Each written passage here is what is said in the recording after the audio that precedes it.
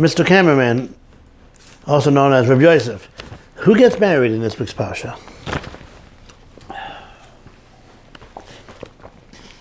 Abraham. No, that would be incorrect. Why? Adam and Eve get married in this week's parsha, otherwise known as Adam and Chava. So, the Chassam Sofer was asked the question when he was 8 years old. This is what somebody asked the Chassam Sofer.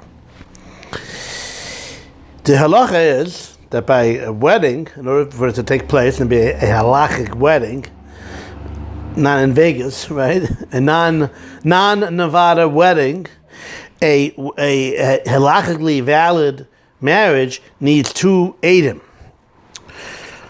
So a person gets married even with 1 aid is no good.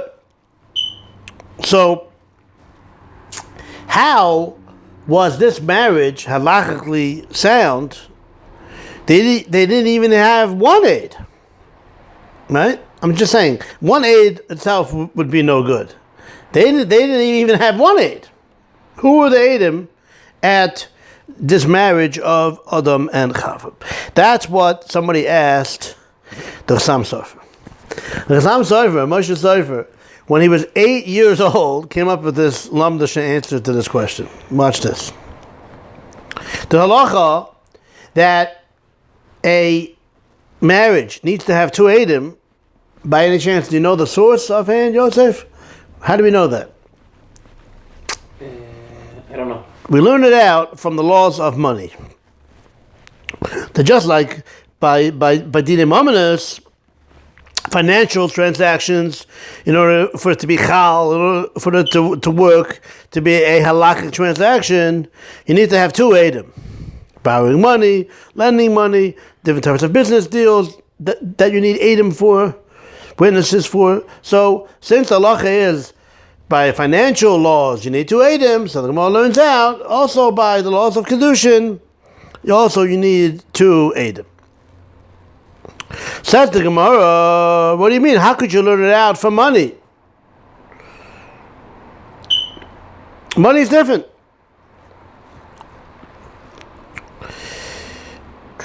By money, you have a concept of hoidas bal din kemeya edim dami. We're having a discussion about whether or not, okay, I owe you money or not, right? I go over to you and I said, I lent you, I borrowed $100 from you the other day.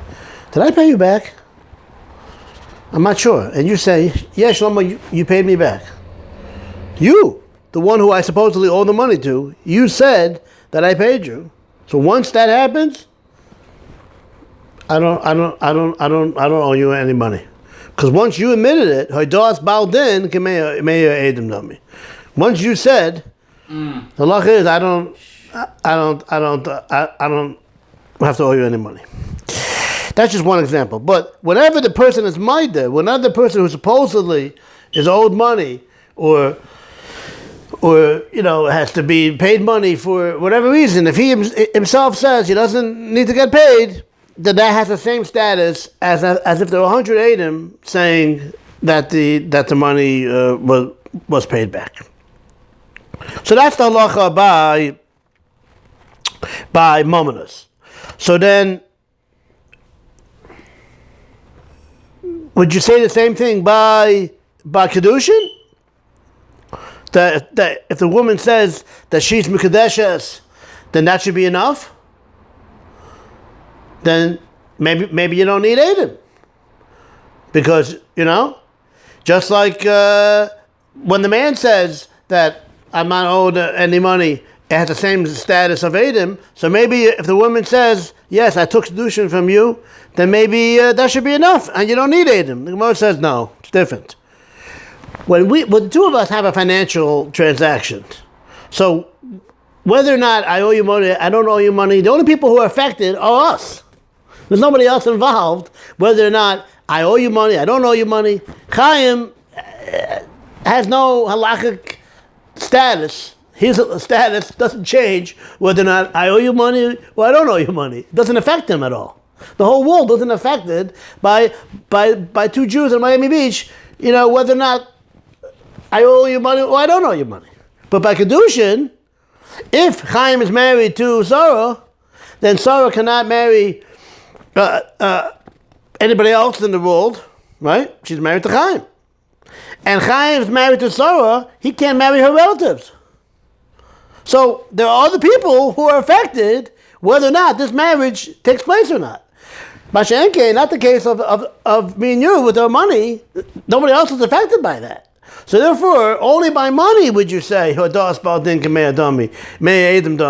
you don't need Adam, because once you admit that I don't owe you money, that has the same status as 100 Adam. But the case of the man and the woman, whether or not you want to know whether or not they're married or not, you can't say that when she says we're married, or he says we're married, that would take place of Adam, because it's not true.